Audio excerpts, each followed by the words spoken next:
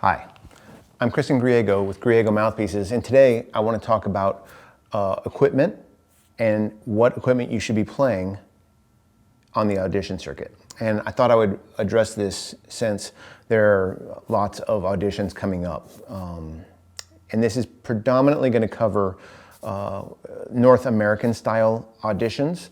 I don't want to get into arguments over regions and things like that, but I do think that in North America there's a lot of things that you can do as a player to set yourself up for success with your equipment. So let's get into it.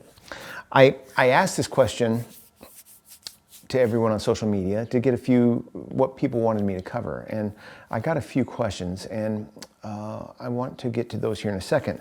But before I do, I get to listen to a lot of people here. So I wanted to talk about that a little bit.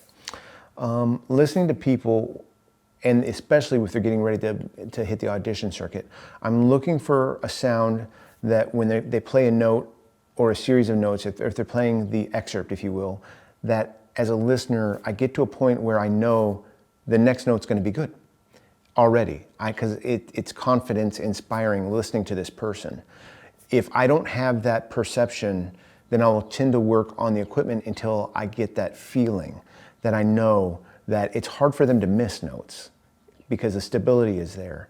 And if I'm gearing up equipment, I will gear a little bit towards security rather than maybe a really expressive sound with a tighter partial feel, which would give you a tighter vibrato, because in that type of horn, when you play louder with a smaller partial feel, the sound can get a little pushed, if you will. It'll be very efficient. And if you're playing by yourself on stage, as with just a piano or just unaccompanied, you don't need to push. But on stage in an orchestra, as you reach the fortes, you want the partial feel to be a little bit wider and a little bit more secure. And so what that generally means is, like on a mouthpiece, the backbore, I'll work with the backbore and throat of the mouthpiece to make the width of sound be appropriate for that player with their equipment. But not so open that they can't play the softs, whether it's the Bach-cello Suite Sarabande for bass trombone, that starts on the G. It has to be expressive and controlled, but not small and distant. It needs to be resonant and present on the bass trombone, especially in the softs. And a lot of times bass trombone players will gear their equipment too open, and then when it comes to playing La Gazzaladra or something with a lot of point, they'll lose the style because they'll sound kind of, like they're clopping along. It's just too big and too heavy and weighted down. So you need to be able to play all the styles correctly. If you can't play the styles correctly, you need to analyze why. What is it in the equipment? Is it too big or is it too small? If the sound is sounding pushed, and we've all heard this style of sound where somebody's playing and it sounds like it's really pushed and the core is tight, or it can be a little disturbing if you get a dominant color coming in that's not the fundamental, that's a little in the upper overtones, that is a little annoying. It's getting pushed and it's getting a little tight in the core. You don't want that.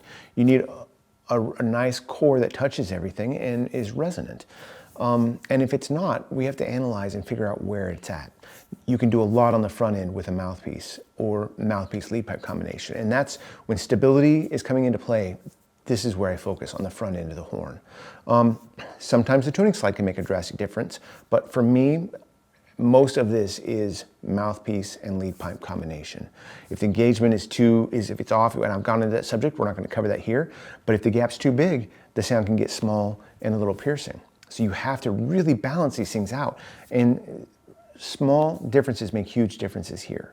So once you have a stable sound that you can play, ba-dum, and it's not a problem, excuse my intonation singing, I'm not in my proper singing voice today.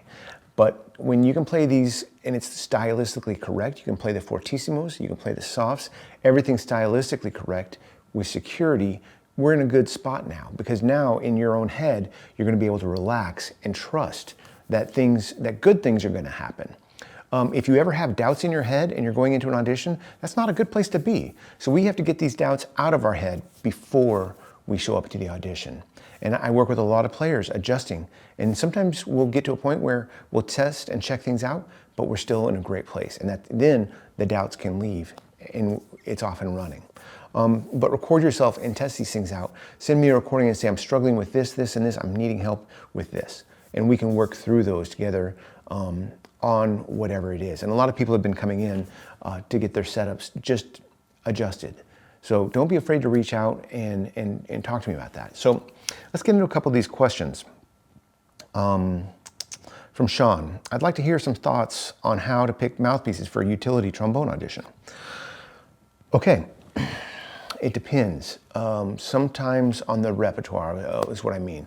If you have to take bass, trumpet, alto, tenor, bass, everything, I pick mouthpieces that I can go to and sound like a bass trumpet player or an alto player without a lot of practice. And I do a lot of doubling here in my job. And doubling has never really bothered me, but I practice it all the time so that going back and forth between instruments isn't a problem. So if you're going to be taking utility auditions, make sure that you're keeping them in rotation on a daily basis. And I'll go back and forth until it's a non-issue. But for mouthpieces, I know the ranges that I need to play to sound correct and feel comfortable. And that for some people that's cup diameter. I have some people that will play the same cup diameter. They'll play a smaller bass mouthpiece but a bigger tenor, so when they go back and forth, the face doesn't see too much of a difference.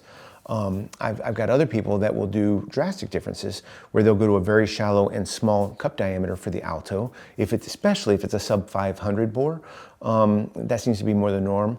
But if you're on a 500 bore alto, generally you can get away with something even with like a Bach 5 1.004, or that I should say a Griego 7 series, which is like 1.004 cup diameter, or like a 6.5, but a shallower cup that will give you that. You have to make sure that the alto top E flat feels like a bolero B flat on tenor. If it feels like an E flat on your tenor when you're playing your alto, there's something wrong in the mouthpiece area. So once you have that high E flat where it sings out like a bolero B flat on tenor, you're good to go mouthpiece wise. And then being able to just acclimate the face by rotating the instruments in and out. For me, I will generally play a smaller bass mouthpiece, bass trombone mouthpiece, so that whenever I go from alto to tenor, it doesn't bother my face. And then if I go to bass trombone, it doesn't bother me. And for me, it's a little more awkward to go from big to a little smaller, but it's easier to scale down. So, it depends. Again, I would rotate them until it's kind of a seamless transition. And I can help you with that as well. Send me an email with what you're playing on which mouthpieces and which instrument feels the most awkward. And then we can work through that until that problem goes away.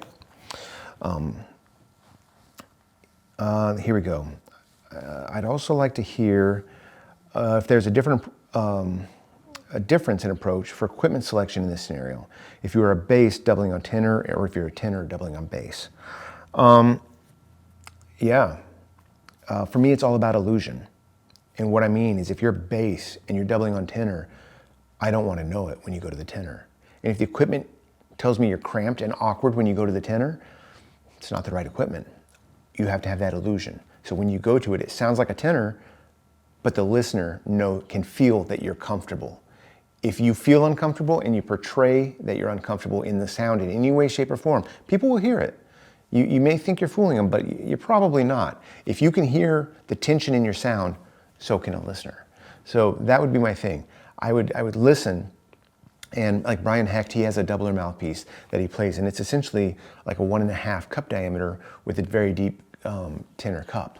And that allows him to have the tenor sound he needs when he's doubling on tenor as a bass trombone player. And I've done that as well for Jerry Pagano.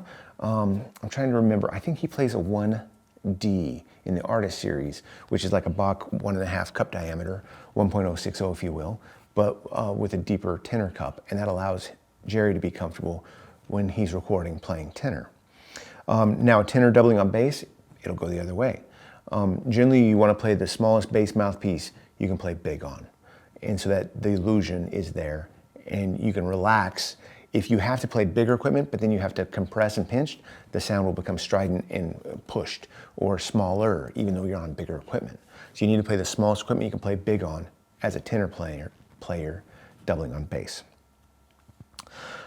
Okay, here's one from Steven. Could you talk about why equipment for auditions would be any different than what you already play normally?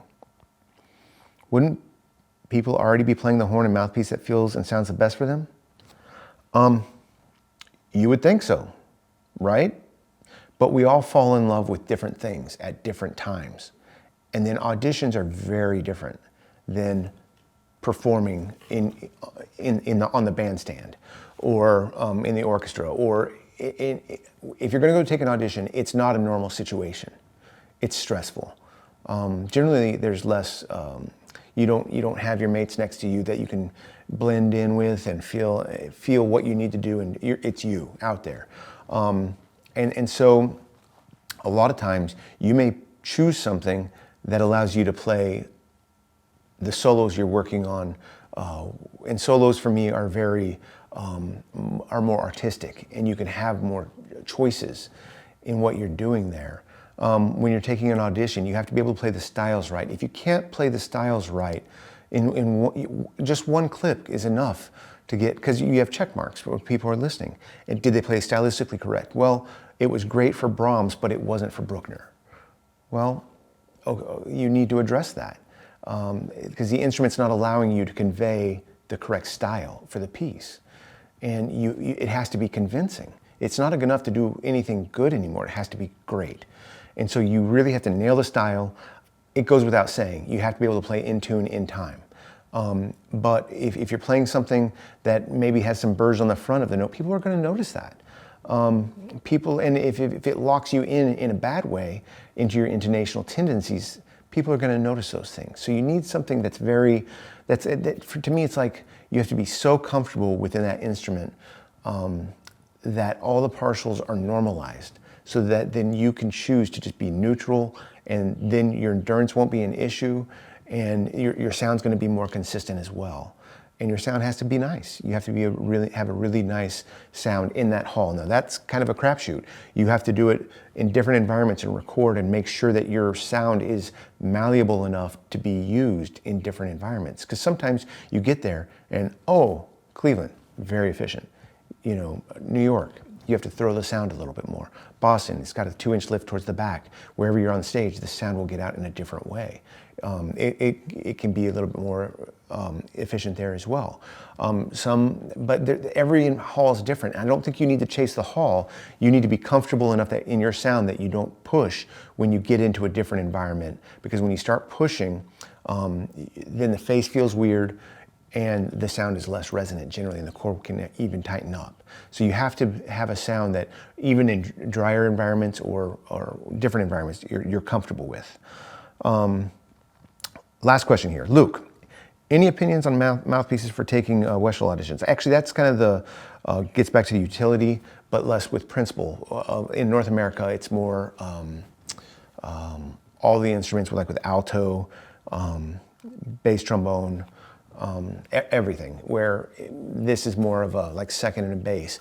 For second auditions, I don't change much from a second audition to a principal audition, because you don't want to have a sound that's too big or too dark, because then you can kind of blend in with everybody else and not have a unique sound.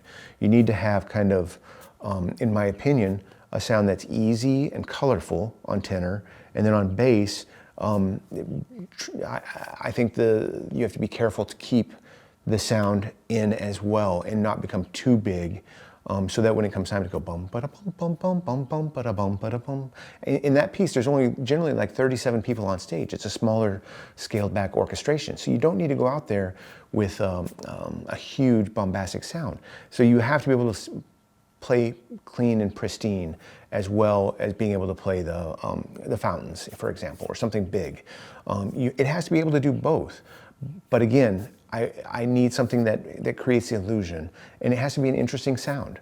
And all you can do is do what you feel is interesting or compelling. And when people start falling in love with your sound because it's a beautiful sound, you generally have the right thing. And I've addressed the equipment on the other side from the bass to tenor and tenor to bass, so we shouldn't have to go into that here. But the main thing for me is stability in all audition pieces, so that when you get there under stress, under duress, and you want the job, don't want it too much. You need to go out there and care about the music, not so much about the ramifications of the audition. Because if you think, if the voices in your head get too loud, that's when the problems start happening. I think when you can just focus on and be single, and when I've talked to people that when they are doing auditions, they're generally come out and they don't realize how much time has passed because they're so in the moment. And so you really have to focus on the inner game, which has been talked about elsewhere, and study the inner game and make sure that you're in the right place. And then with your equipment wise, make sure that there's no weaknesses. If there's any weaknesses, we have to address them. And so that's what I would do. If I was taking an audition, I'd go for stability, normalized sound, top to bottom. So then if I need to deviate and do something, because sometimes in an audition, they'll say, can you do that again and play it a little louder? You have to be comfortable enough so that if you do goose it, it doesn't shift on you or move on you. And whenever I hear the partial, if a player's, it just happened yesterday, I was working with somebody, and as they would play louder, the partial was too defined, and the sound would start skating on them. I call it skating, like ice skates, they start tracking like this. And I can hear that shift. So as they got louder, I'm not sure which way, but as they got louder, the partial, it became aware, and that's a problem for me. If the louder you get, the sound doesn't get bigger and more resonant, it starts wanting to move on you, and it moves on their face a little bit, and I'll feel, oh, you get a little wobble or something in the sound. It's perceived as unsteady air. It's not, it's that the partial feel is too small. So then that's a problem. I would write that down, analyze it, get it fixed. When the partial is just the right, then can I play soft, delicate, and with clean sound and pristine articulations. You don't want to lose that. So you have to, it's a delicate balance. But when you find it, don't change it. Practice, lock in the good habits, and go win a job. I hope this has been a big help to everybody watching, and thanks for watching. I really appreciate it. If you have questions about Mouthpiece or equipment, it doesn't matter if you're playing stuff that I've worked on or not. Feel free to reach out to me through any of the normal channels, and we'll get your questions answered. Thanks so much, and we'll see you around.